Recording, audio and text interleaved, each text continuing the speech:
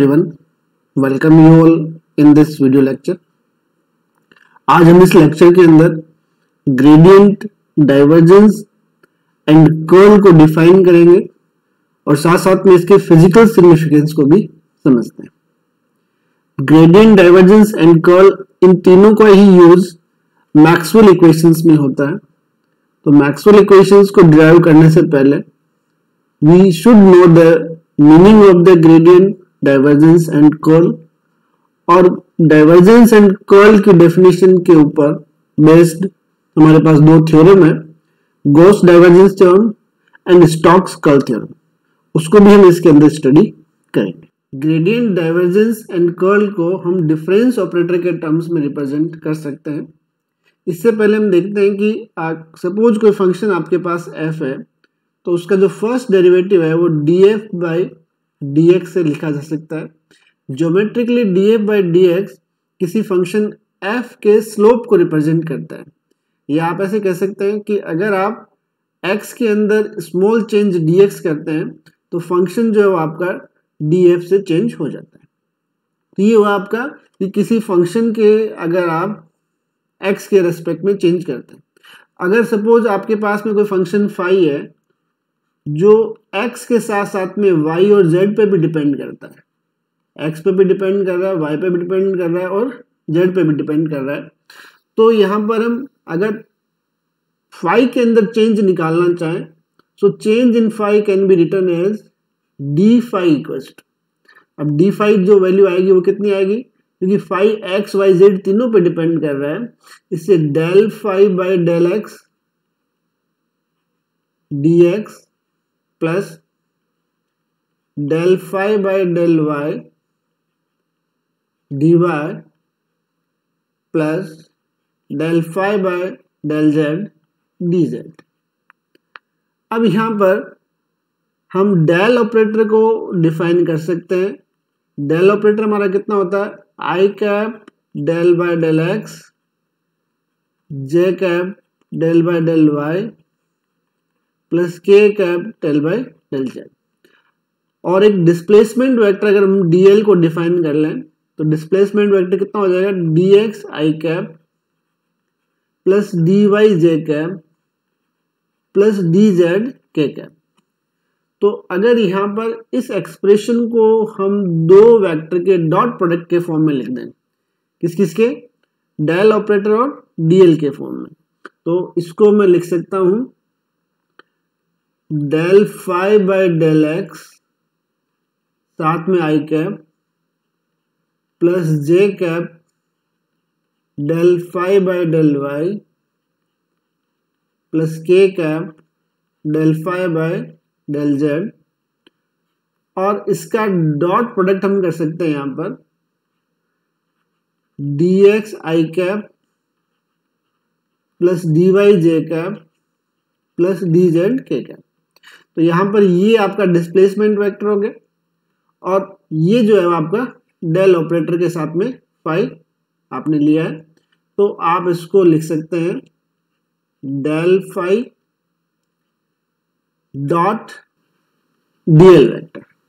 So this del phi is basically known as the gradient of scalar function phi. तो यहां पर dl जो है हमारा डिस्प्लेसमेंट वेक्टर है, तो ये हुआ हमारा change in the function phi। अब अगर हम इस ग्रेडियंट फाई का फिजिकल इंटरप्रिटेशन करना चाहें तो इसको कैसे इंटरप्रेट करेंगे हम, कि हमने लिखा है equation d phi equals to gradient phi dot DL vector. अगर सपोज दोनों के बीच में एंगल थीटा है तो दो वेक्टर का, ये वेक्टर है आपका डेल एक्चुअल में, तो इनका डॉट प्रोडक्ट जो है वो कितना आ जाएगा, gradient phi dl cos theta. तो अगर यहां से आप डी फाई बाई डी की डीएल की वैल्यू निकाल लें तो डी फाई बाई डीएल कितना हो जाएगा, ग्रेडियंट फाई कॉस थीटा।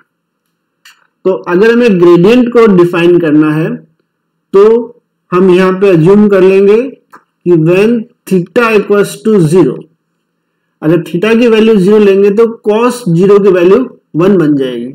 तो अगर d phi by d l function के अंदर जो मैक्सिमम जो चेंज होगा वो कितना होगा, ग्रेडियंट फाई। तो यहां पे आप ये कह सकते हैं कि ग्रेडियंट फाई बेसिकली क्या रिप्रेजेंट कर रहा है कि फंक्शन फाई का मैक्सिमम चेंज की जो डायरेक्शन है that is basically the gradient phi.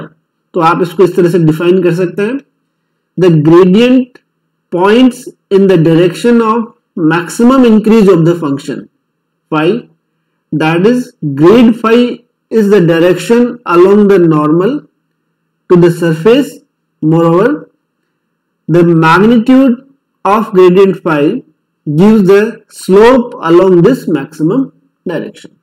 आप इसको एक प्रैक्टिकल एग्जांपल से ऐसे समझ सकते हैं कि सपोज किसी रूम के अंदर कोई एयर कंडीशनर लगा हुआ है, तो रूम के अंदर कूलिंग तो सभी डायरेक्शन में होती है, लेकिन मैक्सिमम कूलिंग उसके नॉर्मल डायरेक्शन में रहती है। सो यहाँ पे फंक्शन फाई का चेंज तो हर डायरेक्शन में हो रहा है, लेकिन ग्रेडियंट फाई जो है वो मैक्सिमम चेंज की डायरेक्शन को पॉइंट करता है। So this was the physical significance of the gradient. अब हम एक छोटा सा एग्जांपल लेके ग्रेडियंट को निकालने को सीखते हैं कि ग्रेडियंट कैसे निकाला जा सकता है। सपोज आपको निकालना है यहाँ पे ग्रेडियंट ऑफ 1/r। तो यहाँ पे r हमारा क्या है, एक पोजिशन वेक्टर है। तो पोजीशन वेक्टर की वैल्यू क्या लिखेंगे आप, r vector equals to x I cap y J cap plus z के कैप। अब मुझे क्या निकालना है, ग्रेडियंट फाई। तो यहां मैं लिख दूंगा ग्रेडियंट फाई मतलब डेल 1/r।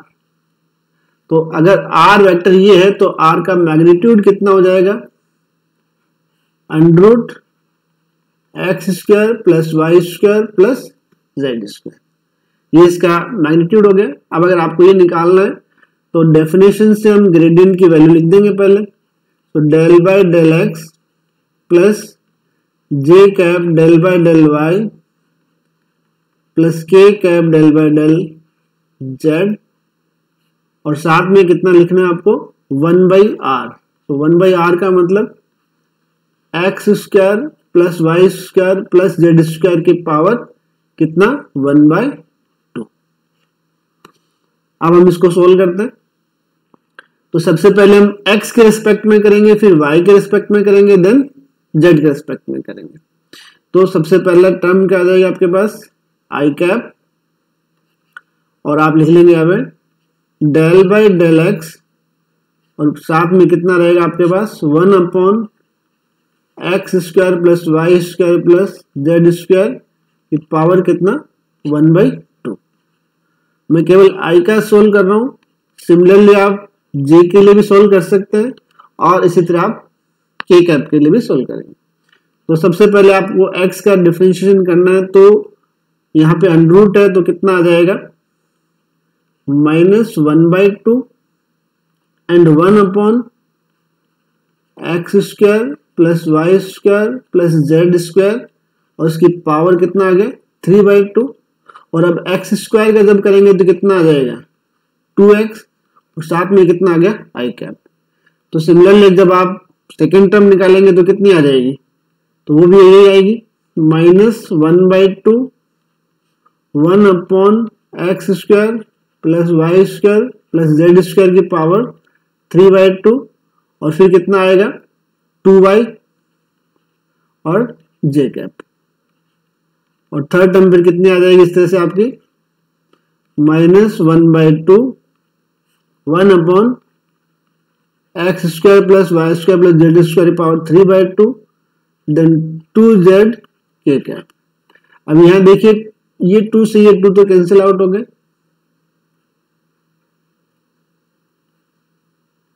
और जो चीज कॉमन आ रही है उसको हम बाहर ले लेते हैं। तो पूरा ब्रैकेट कॉमन आ गया आपका, ये x square plus Y square plus Z square power 3/2। तो आप इसको क्या लिख सकते हैं, 1/r3, और अंदर कितना रह गया, एक्स आई कैप प्लस माइनस तो बाद चला गया यहाँ पे, एक्स आई कैप प्लस वाई जे कैप प्लस जेड के कैप। तो इसको क्या लिख सकते हैं, पोजीशन वेक्टर। ये पोजीशन वेक्टर हमारा कितना बन गया, minus r vector by are cube. और यही हमको क्या करना था, प्रूव करना था। तो इस तरह से आप ग्रेडियंट को डिटरमाइन कर सकते हैं। चलिए नेक्स्ट हम बात करते हैं डाइवर्जेंस की। तो जैसे कि आपने देखा कि ग्रेडियंट हमेशा स्केलर क्वांटिटी का लिया जाता है, और ग्रेडियंट फाई या किसी भी स्केलर फंक्शन का ग्रेडियंट जो हमेशा एक वेक्टर क्वांटिटी होती है। वैसे ही डाइवर्जेंस की जब बात की जाए तो divergence of a vector field is related to the field lines और फ्लक्स। तो फ्लक्स को आप इस तरह से डिफाइन कर सकते हैं कि अगर कोई क्लोज सरफेस है आपका, उसमें से कितनी नंबर ऑफ लाइंस पास कर रही है, that is basically representing the flux. अगर आप इसको फॉर्मूले में देखें, सपोज इलेक्ट्रिक फील्ड की बात करें तो फाई ई की जो वैल्यू होती है इलेक्ट्रिक फ्लक्स, उसको आप लिख सकते हैं E vector dot A vector. तो किसी एरिया ए से कितनी इलेक्ट्रिक फील्ड लाइंस पास करती है वो उसका क्या कहलाएगा, फ्लक्स कहलाएगा। So divergence of any vector field और function is basically a scalar quantity. तो जब आप किसी वेक्टर क्वांटिटी का डाइवर्जेंस लेंगे तो हमेशा क्या मिलेगा, आपको एक स्केलर क्वांटिटी ही मिलेगी। अब सपोज हमारे पास में कोई एक वेक्टर फील्ड ए है, और इस वेक्टर फील्ड को किसी वॉल्यूम dv के अंदर अगर आप रख देते हैं, सो आउटगोइंग जो फ्लक्स उस क्लोज सरफेस S से जो दिया जाएगा, that is given by the A vector dot d vector.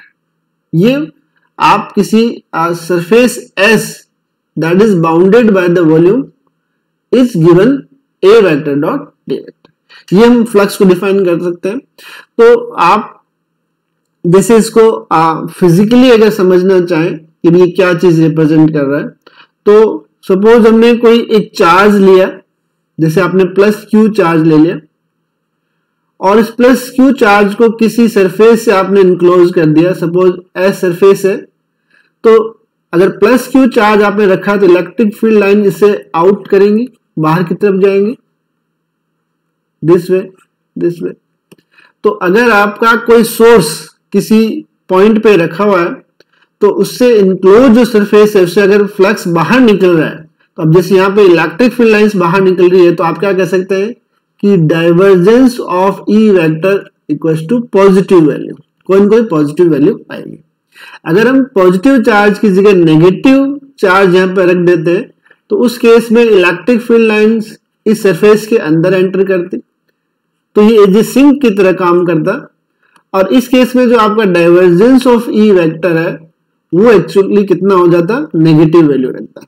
लेकिन अगर सपोज आप एक क्लोज सरफेस थी और इलेक्ट्रिक फील्ड लाइंस यहां से एंटर करके यहां से बाहर निकल जाती है, तो इस केस में क्या हो रहा है, जितनी number of electric field lines enter कर रही है उतनी ही इलेक्ट्रिक फील्ड लाइंस आउट भी कर रही है। तो इस केस में आपका divergence of E vector will be 0। आप इसको एक दूसरे एग्जांपल से भी समझ सकते हैं कि सपोज हमारे पास में कोई एक वाटर पाइप है, ये वाटर पाइप ले लिया मैंने, यहां से एक एंड से वाटर इन कर रहा है और यहां से आउट हो रहा है। तो आप इसको ऐसे समझ सकते हैं कि जितना वाटर इन करेगा उतना ही वाटर आउट करेगा। इसका मतलब there is no change in the flux. इस केस में अगर आप डाइवर्जेंस निकालेंगे तो कितना आएगा, 0 आएगा। लेकिन अगर इसी पाइप के अंदर आप एक एंट्री और दे देते हैं सेकंड पाइप की इस तरफ से, अब आपका पानी यहां से भी अंदर एंटर कर रहा है और यहां से भी कर रहा है, ये इन हो गया और ये आपका यहां से आउट हो गया। लेकिन अब यहां पे जितना वाटर एंटर कर रहा है यहां से इस एंड से, उससे ज्यादा वाटर इस एंड से बाहर निकल रहा है। दैट मीन्स अब इस केस में आपका जो डाइवर्जेंस आएगा वो क्या आएगा, पॉजिटिव। और अगर इन वाटर ज्यादा है और आउट वाटर कम है तो डाइवर्जेंस क्या हो जाएगा हमारा, नेगेटिव। तो इस तरह से आप किसी वेक्टर फील्ड का फ्लक्स से उसके डाइवर्जेंस को लिंक कर सकते हैं। तो आइए हम डाइवर्जेंस की डेफिनेशन यहां पे देख लेते हैं कि डाइवर्जेंस को कैसे डिफाइन किया जा सकता है। So if there is a source और सिंक इन स्पेस, सोर्स जैसे आपने पॉजिटिव चार्ज रखा जहां से इलेक्ट्रिक फील्ड लाइंस बाहर आ रही थी, या आपने कोई नेगेटिव चार्ज रखा तो एज ए सिंक की तरह काम करेगा. So if there is a source of sink in space and an infinitesimal volume is placed in that region, अगर आपने एक छोटा वॉल्यूम वहां पे रख दिया है such that field line cross this volume, तो अगर उस वॉल्यूम को फील्ड लाइन क्रॉस करती है तो यहां पे डाइवर्जेंस की डेफिनेशन ये आ जाती है कि net outgoing flux per unit volume. आप देखिए इस डेफिनेशन के अंदर A vector dot D A vector और आपने इसका इंटीग्रेशन ले लिया है क्लोज सरफेस एस के लिए. सो ये टर्म रिप्रेजेंट कर रही है आपके फ्लक्स को. So net outgoing flux upon आपने क्या लिखा है DV. So limit DV tends to 0. That means अगर net outgoing flux per unit volume is basically representing the divergence of vector field A. So net outgoing flux per unit volume from the closed surface of infinitesimal small volume placed in vector field is called divergence of that vector field. So this was the definition of the divergence. अगर हम यहाँ पे इसको थोड़ा सा solve कर लें तो आप इसको लिख सकते हैं divergence A vector dv equals to close integral surface integral A vector dot d vector. यहां हमने क्या लिया वॉल्यूम, तो हम यहाँ पे इसका टोटल वॉल्यूम निकालने के लिए हम इसका वॉल्यूम इंटीग्रेशन ले सकते हैं. So you can write here divergence A vector dv equals to close surface S A vector dot d vector, और इसको हम कहते हैं गॉस डाइवर्जेंस थ्योरम.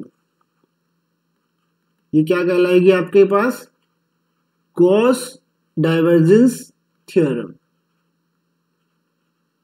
इस थ्योरम का इंपॉर्टेंस क्या है कि by using the Gauss divergence theorem you can convert the surface integral to the volume integral. अगर आपके पास फ्लक्स ए वेक्टर, जैसे आपने एक फील्ड ए वेक्टर लिया है, so this A vector dot D A vector is basically representing the flux. तो अगर आपने फ्लक्स को लिया है सरफेस किसी क्लोज सरफेस के लिए, तो अगर हम इस सरफेस इंटीग्रल को वॉल्यूम इंटीग्रल में कन्वर्ट करते हैं तो वो उसका डाइवर्जेंस रिप्रेजेंट करता है. सो वो by using Gauss divergence theorem we can change the surface integral to the volume integral. तो इस गॉस डाइवर्जेंस थ्योरम का यूज जब आप मैक्सवेल की फर्स्ट इक्वेशन डिराइव करते हैं उसके अंदर हम करते हैं जब आप integral form to differential form करना चाहते हैं. ये था हमारा डाइवर्जेंस. अब डाइवर्जेंस को आप अगर डेफिनेशन की फॉर्म में लिखें तो कैसे लिखेंगे, जैसे मान लो आपने ये लिखा है मैथमेटिकल फॉर्म में. सो you can right divergence A vector. तो डाइवर्जेंस ए वेक्टर को मैं कैसे लिखूंगा, डाइवर्जेंस की जगह मेरा डेल डॉट ए वेक्टर. अब आपका डेल जो है वो कितना लिखा जाएगा, I cap del by del X plus J cap del by del Y plus K cap del by del Z, और इसका डॉट प्रोडक्ट लेना है मुझे किसके साथ, ए वेक्टर के साथ. तो ए वेक्टर के कंपोनेंट क्या हो सकते हैं, A X I cap A Y J cap plus A Z के कैप. अब यहाँ पे डॉट प्रोडक्ट है इसलिए I cap dot I cap की वैल्यू 1 हो जाएगी. तो आप इसको कैसे लिखेंगे, del A x by del X plus del A Y by del Y plus del A Z by del Z. तो आप देख रहे हैं कि डाइवर्जेंस जब किसी क्वांटिटी का वेक्टर क्वांटिटी का लिया जाता है तो आपको एक स्केलर क्वांटिटी मिलती है. तो इस तरह से आप किसी वेक्टर क्वांटिटी का डाइवर्जेंस कैलकुलेट कर सकते हैं. तो आइए हम एक क्वेश्चन के थ्रू इसको क्लियर करते हैं. सपोज आपको इसका डाइवर्जेंस निकालना है और कितना आना चाहिए, 0 आना चाहिए. जैसे कि आपने लिखा था कि आर वेक्टर जो है हमारा पोजीशन वेक्टर होता है, तो हम इसको लिख सकते हैं एक्स आई कैप प्लस वाई जे कैप प्लस जेड के कैप. और अगर मैग्नीट्यूड लिखना चाहें तो r equals to under root x square plus Y square plus Z square. अब आपको कैलकुलेट क्या करना है, डाइवर्जेंस निकालना है। तो डाइवर्जेंस निकालना है तो आप क्या लिखेंगे यहाँ पे, divergence r vector by are cube. अगर मैं इसको सॉल्व करना चाहूँ तो कैसे करूँगा, इसका पहले फॉर्म लिख देते हैं पूरा।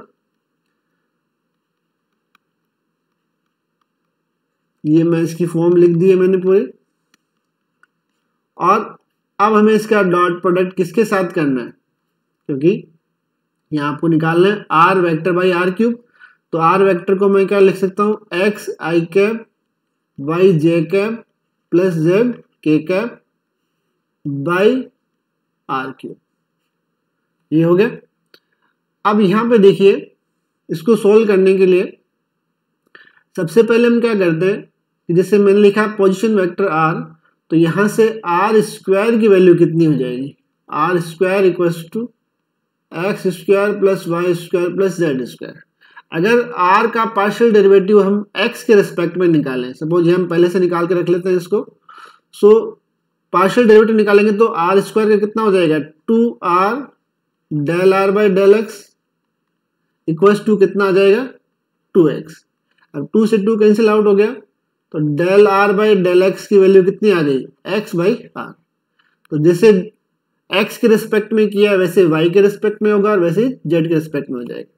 अब सपोज आप इसको जब सोल्व करेंगे तो फर्स्ट टर्म क्या है आपकी, यहाँ पे x अपॉन आर क्यूब, तो हम इसको लिख लेते हैं डेल बाई डेल एक्स, और अंदर कितना रह जाएगा मेरे पास, x बाई आर क्यूब। इसी तरह सेकेंड टर्म क्या आ जाएगी, del by del y y upon r cube, और थर्ड टर्म आ जाएगी मेरी डेल बाई डेल जेड और जेड बाई आर क्यूब।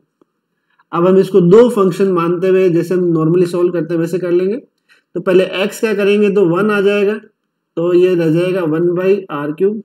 अब आर क्यूब का कर लेते हैं, तो -3 बाई आर 4, और आर का जब करेंगे तो कितना आएगा, del are by del x, और x आपका एज इट इज।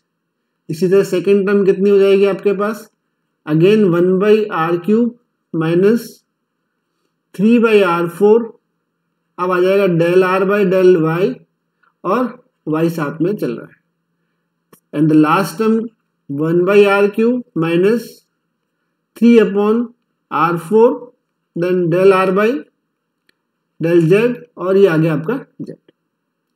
अब जो टर्म कॉमन है, जैसे कि ये है 1 2 और 3, इनको एक साथ लिख लेते हैं, तो ये हो जाएगा आपका 3 बाई आर क्यूब।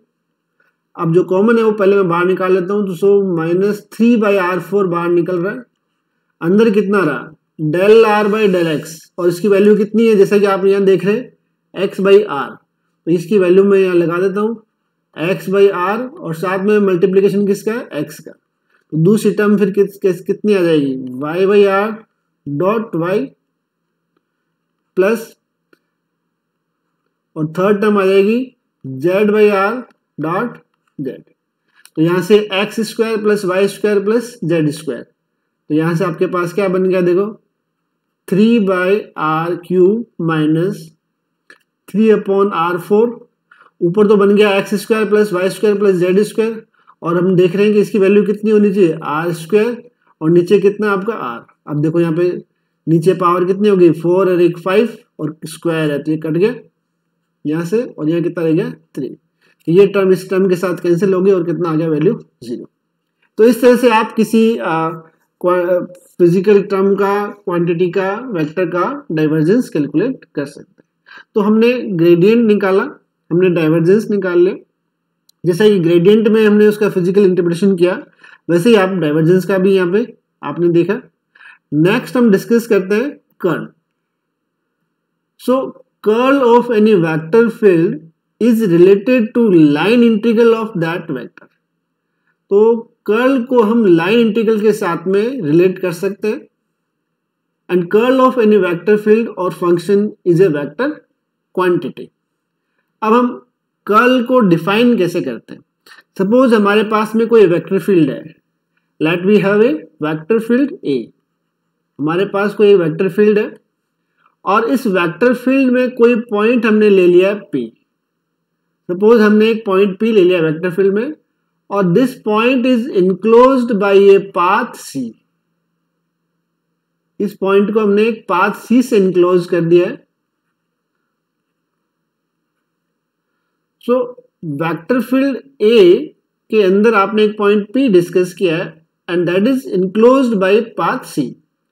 अब अगर अब इस पाथ C को आप स्मॉल एलिमेंट के अंदर ब्रेकअप कर लें, सपोज स्मॉल एलिमेंट मैंने कितना ले लिया, dl ले लिया।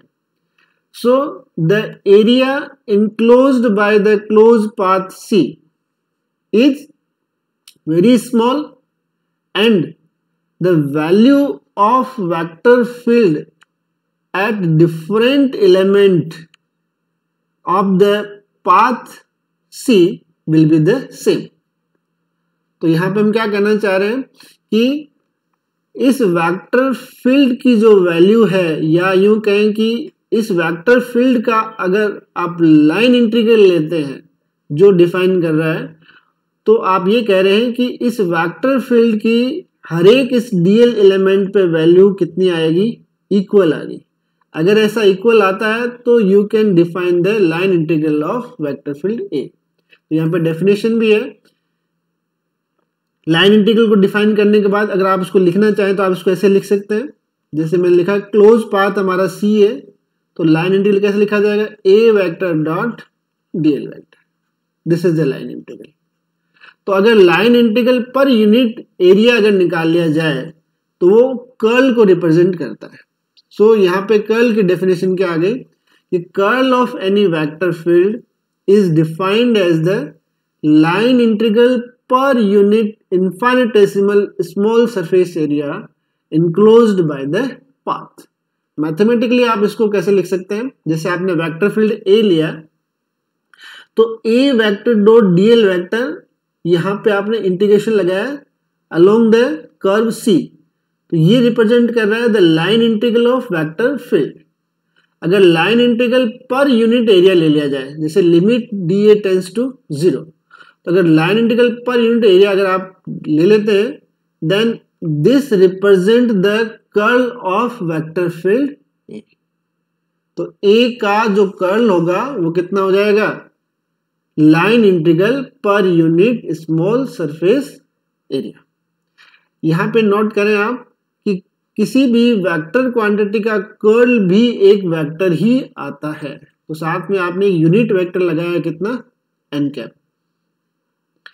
अब इसको हम आप प्रैक्टिकली इसका जो ज्योमेट्रिकल इंटरप्रिटेशन है या फिजिकल सिग्निफिकेंस है वो देख सकते हैं कि सपोज ये आपका कोई वाटर का फ्लो है, लेकिन अलग अलग लेयर के ऊपर वाटर का फ्लो अलग अलग है। सपोज नीचे की लेयर की वेलोसिटी v है और ऊपर की वेलोसिटी v प्लस dv है। तो जब अगर आप इसके अंदर कोई एक फ्रेम रख देते हैं, सपोज इस तरह से आपने कोई एक फ्रेम यहाँ पे रख दिया है, तो इस फ्रेम के लोअर एंड और अपर एंड के ऊपर due to the difference of velocity there will be a torque. यहाँ पे टॉर्क काम करेगा और इस टॉर्क के कारण ये फ्रेम जो है आपका क्या कर जाएगा, रोटेशनल मोशन करना स्टार्ट कर देता है। तो कर्ल के अंदर क्या होता है, जब भी आप किसी वेक्टर फील्ड का कर्ल डिफाइन करता है तो एक तरह से हम उसकी रोटेशनल मोशन की बात कर रहे हैं। So curl is basically representing the rotational motion of that field. तो यहाँ पे कर्ल ए जो है बेसिकली कि आपने डेफिनेशन मैथमेटिकल फॉर्म में देखा और ये आपने इसका फिजिकल इंटरप्रिटेशन भी चेक कर लिया। अब अगर आप इस इक्वेशन को थोड़ा सा एक बार सोल्व कर ले क्रॉस मल्टीप्लाई करके, तो मैं इसको क्या लिख सकता हूं, curl A vector d A equals to line integral A vector dot DL vector. अब डी ए का मतलब आप सरफेस इंटीग्रल ले सकते हैं, तो इसको आप क्या लिख सकते हैं, फिर किसी क्लोज सरफेस एस से curl A vector d A equals to line integral A vector dot DL vector.